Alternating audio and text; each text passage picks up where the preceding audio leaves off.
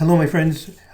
Our topic in this video is a big advancement, the next big advancement in AstroMaps, which is to include vertex lines.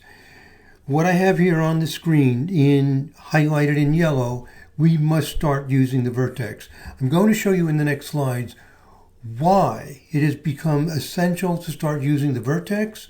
There are some insights that astrologers have gotten in just the last few years that confirm what some earlier astrologers had noticed about the importance of the vertex. It is now becoming critically important that we start using the vertex. I'll explain why it's so critically important, like I said, in the next few slides. And in order to fully utilize the vertex, one of the places we need to put them is in AstroMaps. In the Series 4.0 software, the vertex lines have been added as a feature in AstroMaps. This is huge. It's making us be able to see things that are going on in relocational astrology that we just could not see before.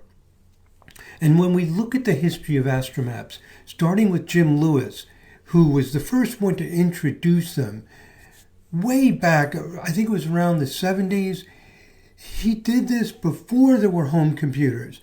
Before we had these nice big screens in front of us to look at things, before we even had inexpensive printers to print beautiful graphics, he did this with a thing called a plotter. It was way ahead of his time that he managed to do this with a pre-printed map. I'm mentioning this because sometimes people are a little skeptical of innovating from the original astrocartography maps that Jim Lewis developed. I think everything needs to evolve, develop, and grow. Jim Lewis himself had continued to develop and expand upon his ideas. He was testing new ideas towards the end of his life. Let's move forward. This is so exciting to realize that we can go to the next level of AstroMaps. So on the next slides, I'm going to show you a few reasons why it is now essential to use the vertex, and then I'll show how they're implemented in AstroMaps in the Series 4.0 software. Well, the main issue that you're probably familiar with is that the Ascendant goes, quote, crazy, becomes chaotic in its behavior at the Arctic Circle. Excuse me. And this craziness of the Ascendant, not just house systems, above the Arctic Circle may be worse than you even realize. The Ascendant goes so crazy, it's not usable. And similarly, this thing called the vertex that I'm suggesting and other people are suggesting solves the problem. It solves the problem of the Ascendant becoming unusable. It's completely unusable for large amounts of time. Actually, I think it's completely unusable above the Arctic Circle, and I'll show you why. The vertex solves the problem, and the vertex has the opposite problem of the Ascendant, that the vertex makes no sense near the equator. So what's happening is the vertex and the Ascendant are changing power. As you go near the Ascendant, the vertex becomes meaningless. And let me say that again. As you come, did I say that correctly? As you get closer to the equator, like Ecuador, Peru, etc., countries near the equator, the Ascendant is in full strength. Vertex is meaningless. As you head further and further away from the equator, and you get up into Finland and Norway, etc., the vertex becomes more powerful and the Ascendant disappears. Why are we so confident about this? We've done research on it that confirms it, and it solves some massive, gigantic problems, which I'll show you on the next slides. And before I show them to you, one additional thing, there are 4 million people living above the Arctic Circle. So sometimes people say, well, I don't care about that. Nobody lives there. Well, there are 4 million people, and people do visit these places, so you can interact with these locations through traveling and visits. One of the places I'll show you, Rovaniemi, Finland, is a tourist place. There's a college there. There's activity going on at the Arctic Circle and above.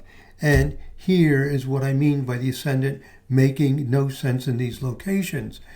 At Rovaniemi, Finland, for example, Pisces and Aries are rising for a half a minute. Aquarius and Taurus are rising for a half a minute. That means 4 zodiac signs rise for 3 minutes each day. There's 1,440 minutes in a day, and for only 3 of those minutes, 4 signs rise. So if you head to the Arctic Circle or further north, almost nobody has Aquarius, Pisces, Aries, or Taurus rising. If you do an electional chart or you want to do anything, those signs are almost never rising.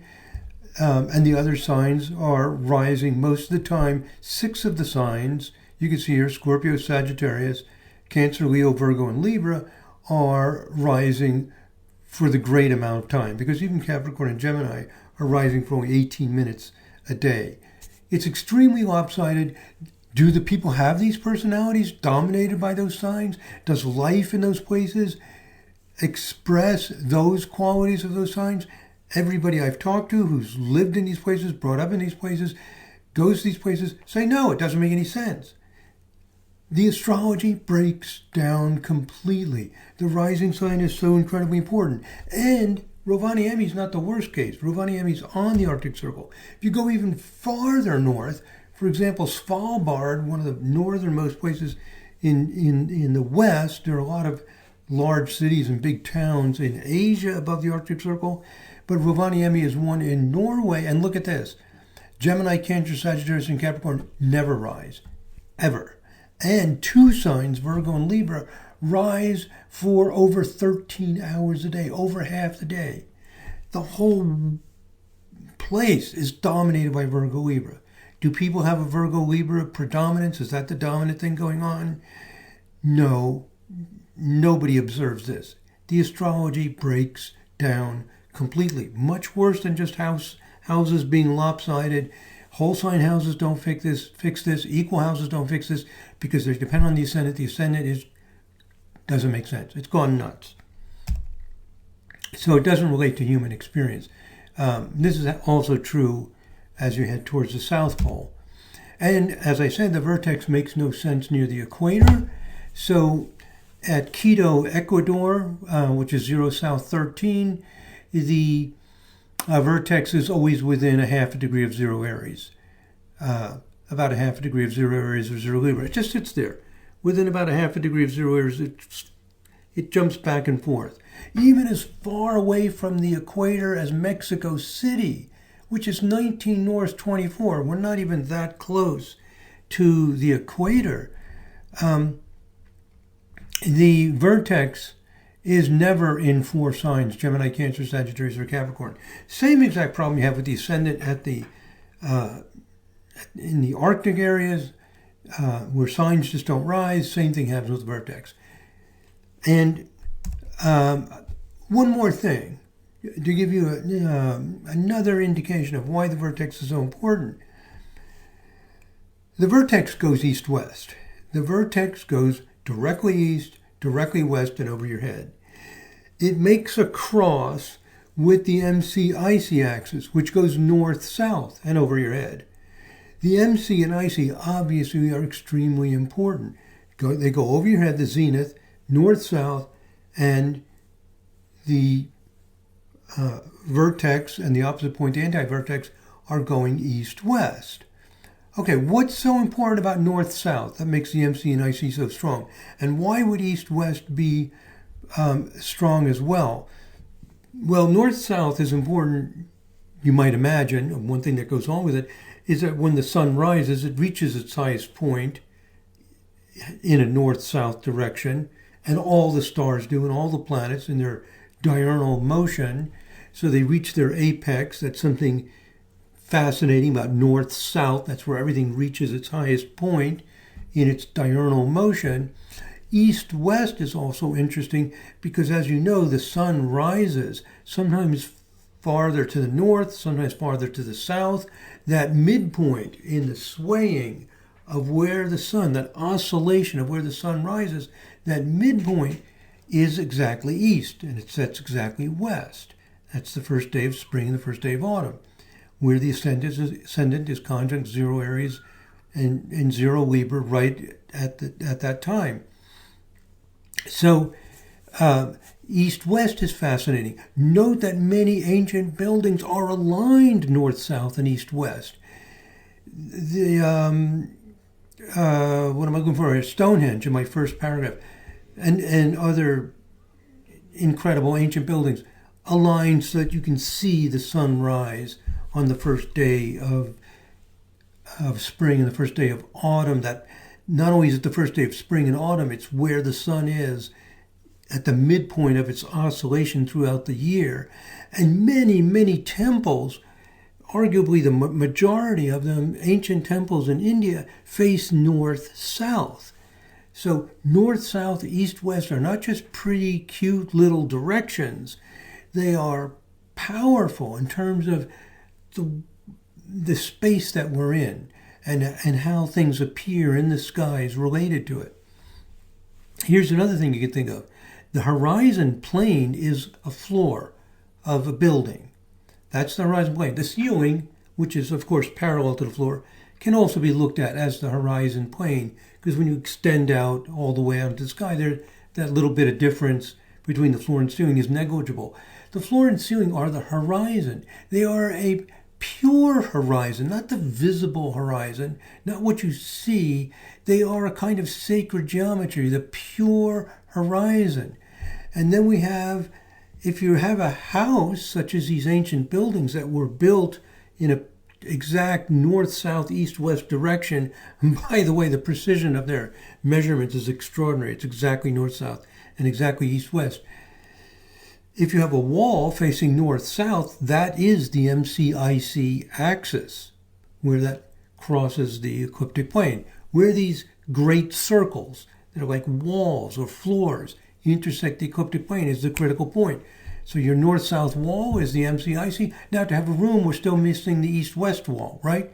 To have a room, we need a floor, north-south, east-west. East-west wall is called the prime vertical, where the vertex and the anti-vertex are. This is, as I have here in the last sentence, this is the sacred geometry. This is what's missing from our astrology.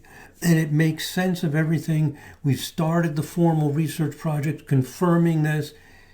Astrology is made to evolve. It's made to grow. It's made to develop. It's made to become more perfect, just like everything else. Instead of being stagnant and stuck with whatever we've inherited from hundreds or thousands of years ago, we can move forward.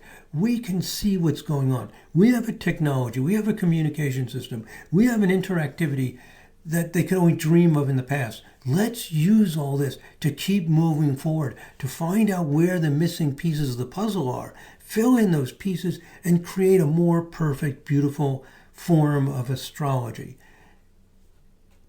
Adding the vertex to what we do is essential to remove all the cognitive dissonance, all of the situations in which it simply makes no sense to rely on the ascendant. For 4 million people living above at the Arctic Circle or above, it just doesn't relate to human experience. There's multiple problems, and I talk about some of the other problems in some of the other videos with relying on the ascendant. The vertex solves the problem beautifully, elegantly, with a consistency, with a theoretical framework based on sacred geometry, and we're doing the formal research that confirms this. It's really beautiful. Now we have to start using it. And here is, in the Sirius 4.0 software, we added the vertex to the AstroMaps, so now we're not missing 1/3 of the story. And let me show it to you in the Sirius software. So what I have here is my chart. This is my AstroMap for when I was born, for the whole world. This is a kind of standard AstroMap, just showing where the planets are angular. So, for example, if I go to the south part, of Spain and Portugal, we see that I have Uranus conjunct the ascendant. I have a whole bunch of videos on relocational astrology, and you are probably familiar with this. So I don't have to show you the wheels and everything. If I relocate my chart to this area of the world, Uranus will be rising. Similarly, Jupiter will be opposition the ascendant, which means on the descendant, going through these parts of the world, in here and in Western Turkey, etc. You're all familiar with that. Now, have you ever wondered about this point? There's a point on the Arctic Circle. It's always on the Arctic Circle. It's just at a different point on it. For me, it happens here in the northern part of Canada, where all of them come together. For you, it might be up here, you know, in the northern part of Asia or something. Everybody will have these 2 points at the Arctic Circle and then another one at the Antarctic Circle, where all of the lines meet in a point. There are 2 kinds of AstroMaps. Oh, excuse me. Sorry about that. There are 2 kinds of AstroMaps, one done in zodiac longitude, another one called in mundo. They both have the same problem. The in mundo, they don't come to an exact point, but they come very close together. So you have this place where everything comes together. It's like a point of enlightenment. Like all the planets are there. Actually, what's happening is the ascendant's gone chaotic and berserk. And when I first saw this, I thought to myself, well, I'm going to go there. I'm going to visit these places. Maybe you become enlightened or something. Well, actually, nothing happens. People go to these places all the time, especially Rovaniemi, Finland, for example, which is a tourist place. Nothing special happens. The astrology just is not working. What we're seeing in the astrology doesn't fit what we experience, and that's because the ascendant has died out in these places. Now, here's what happens with the Series 4.0 software. Let's right-click for the settings, and there's a little checkbox, Vertex lines. That simple. You check that box, and it will add the vertex lines. So I've checked it. We click OK. And now the blue lines are the vertex, and they have the light blue shaded labels. So now we have 3 kinds of lines. The red are the vertical MCIC lines. So Jupiter conjunct means Jupiter conjunct the midheaven on the east side of Brazil. Let's find an opposition. They're listed at the bottom. So, for example, Mercury is opposition the midheaven coming in here through the west side of Mexico and so on. So the midheaven lines we've always used, Jim Lewis introduced them, and they are vertical lines, and they work everywhere. You see, they don't vary depending on what latitude you're at. You can be up here in extremely northern latitudes. You can be near the equator. They work beautifully. The midheaven moves at a constant speed no matter where you are. No problem with the midheaven. The ascendant, which curves around, those are the yellow lines. They meet together and they just don't work. Some signs don't rise, as I showed. There's multiple problems. Sometimes it moves too fast to know where it is. It just doesn't relate to human experience. None of it makes any sense. It starts going nuts as you head up to this point. Now notice the vertex has the opposite problem. Everything comes together at the Tropic of Cancer and Tropic of Capricorn. So these points where the ascendant all meet, all these lines meet, is 23.5 degrees from the North Pole, and these points where the vertex meets are 23.5 degrees from the equator. So the equator is coming in here. This one is 23.5 degrees south of the equator, and for me it's down here just west of South America, and my other one is over here in Southeast Asia. Everybody will have, no matter whose chart you bring up, again, is going to have the vertex somewhere at this latitude of about 23.5 north and 23.5 south. You know, it'll be east or west of where they happen to be for me. So the vertex, as I showed you, it's always at 0 Aries or 0 Libra or close to it, exactly there if you're on the equator, fairly close to it as you get close to the equator. It makes no sense. And the ascendant makes no sense at northern latitudes. So what this means is if you look at my AstroMap, I have Saturn conjunct the vertex coming right in here through north central California. We can zoom in and see where it is. That's a huge Saturn impact. Now, what's the difference between the vertex and the ascendant? The vertex is a little more oriented, you might say, to colleagues, associates, people you work together with, people who help each other. The ascendant is related a little bit more to people you are just with for no particular purpose. You're just hanging out with them. There's a slight difference. They're both about how you relate to people in your environment. But for the purposes of relocational astrology, this is going to be a very strong Saturn energy coming in here that we completely missed. And furthermore, if we're looking at the ascendant lines up here in Canada, they're really not that useful.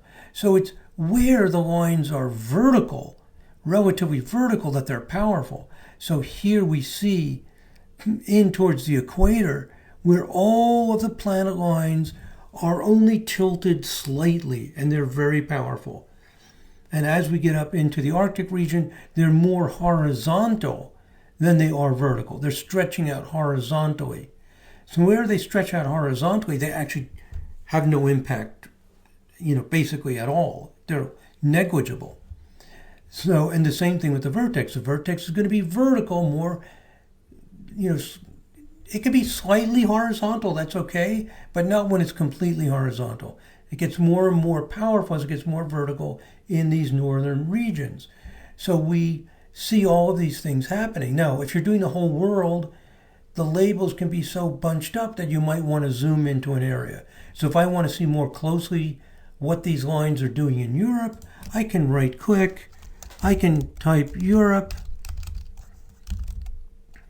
Whoops, if I can type, there it is, Europe. And I'll leave this as a basic conjunctions and oppositions map. I have vertex lines checked. And now you'll be able to see more clearly, and the program adds in more and more cities. So I can see, for example, Mercury opposition the ascendant. I can see exactly where it's coming in England here. Moon opposition, this is Mercury opposition the vertex. Here's Moon opposition the vertex coming in these areas right here. Okay, here's Uranus opposition the vertex.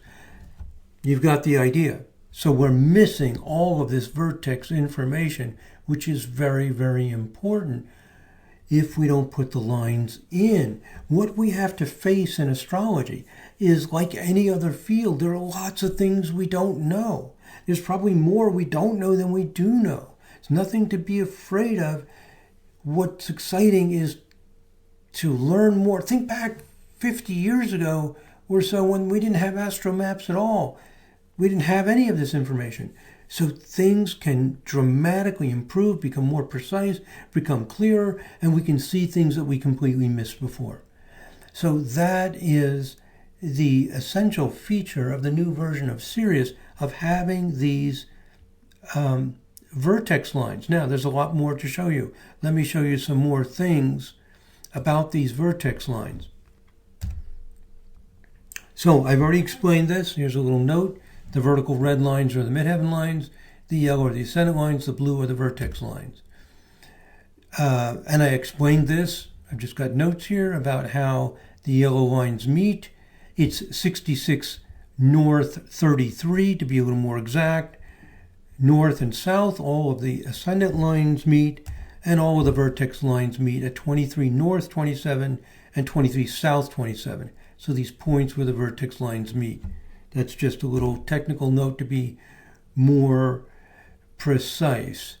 And there's all kinds of problems with these points.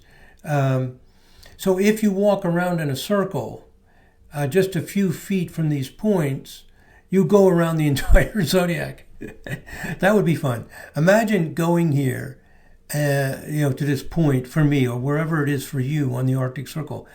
I go and visit here, and then I have like a big circle, like a soccer or football field or something. It could even be very small if I know the exact location. And I could walk around that. Suppose I walk around it in 10 minutes or so. I would walk through the entire zodiac. the ascendant would spin all the way around. My relocated ascendant would spin all the way around. And if I could find that exact point, if I know my birth time very precisely, I could sit at that point. You know, it could come through the top of my head. My crown chakra would be lined with the entire zodiac. My right arm, my left arm, the back of my head, my front of my head would all have different relocated signs, the entire zodiac. I would be in that oneness. It should be some kind of illumination. Something should go on. But of course, nothing does happen. Why? Because unfortunately, the ascendant has lost its power. If it did, it would be rather dramatic what would happen. We call this in physics a singularity, where everything comes together. Where there's a singularity, extraordinary things happen. That's how physicists predicted black holes, where everything collapses and time is different and you're in a different reality in a black hole because it's a singularity.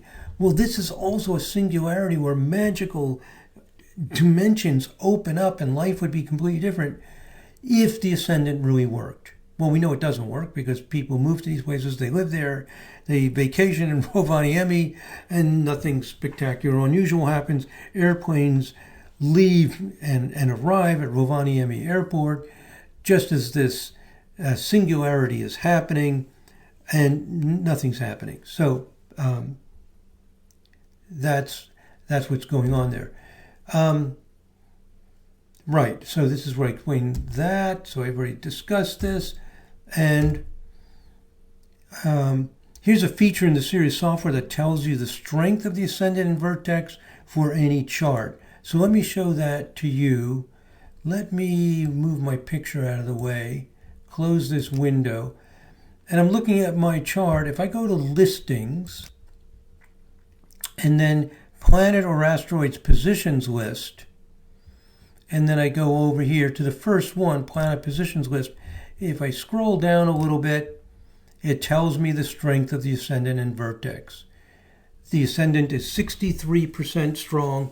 The vertex is 37% strong. So for where I was born, which is about 40 to 41 north, a little closer to the equator than to the North Pole, the ascendant is at about 2/3 strength, almost 2/3 vertex, close to 1/3 strength. That's the balance. So you can see the relative strength in the vertex of the vertex and ascendant for the chart. But you can estimate it by just looking at how close you are to the equator or the North Pole. I have details on the specific formula in other videos. Okay. Okay, so I've mentioned the research that we're doing, confirming that these things work, that the AstroMaps make tremendously more sense. You'll see things that just really, really work phenomenally well. What I'm going to do is I'm going to stop here. We're at 28 minutes. And I'm going to have a part 2. And I'm going to show you some AstroMaps, and not only the Just Lines map, but what you see here. This is where I'll pick up in the next video, where we put the strength of the ascendant and vertex into the treasure maps. And you get this change in shading of color. Wow, does this ever make sense? I'm going to show you some example charts to illustrate how this works. Okay, my friends, let's stop here. We'll have a part 2 of this video on the part 2 on this topic of the vertex and AstroMaps. The next big breakthrough, I don't think that's an exaggeration. This is a next big breakthrough for AstroMaps to include this information. Okay, I will see you in the next video. Thank you very much for listening. God bless. Namaste.